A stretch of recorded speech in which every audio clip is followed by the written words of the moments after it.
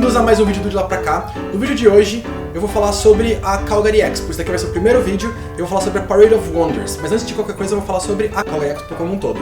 Ela é o segundo maior evento de anime, comics e qualquer coisa daqui do Canadá. Só perde para o de Toronto, que é o maior do Canadá. E também é o segundo maior, se não me engano, da costa oeste. Só perde para San Diego Comic Con. Ele é sediado aqui na cidade de Calgary, ele acontece mais ou menos no final das aulas, o que dá no finalzinho de abril todo ano. É um evento de 4 dias, quinta, sexta, sábado e domingo.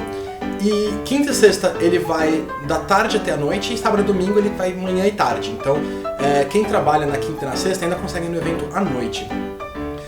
O que eu vou falar agora é a Parade of Wonders, que é um desfile onde os cosplayers e alguns dos artistas convidados eles passeiam pelo centro da cidade e vão do Eau Claire Market até a Olympic Plaza.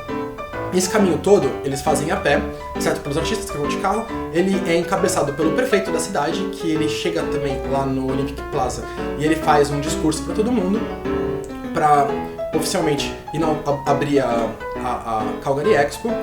E ele é de graça, então o que acontece? Muita gente que não vai pra Calgary Expo, ou porque tem criança pequena, ou porque não tem muito interesse, ou qualquer coisa do tipo, acaba indo lá de manhã pra poder ver como é que são as coisas, ver os cosplayers e tudo mais. O que a gente viu também foi muita criança, tipo, de escola, assim.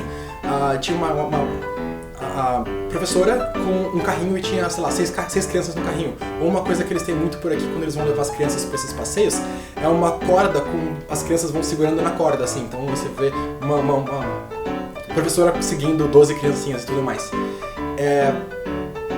Então é isso. Assiste, passando aqui para vocês a Parade of Wonders.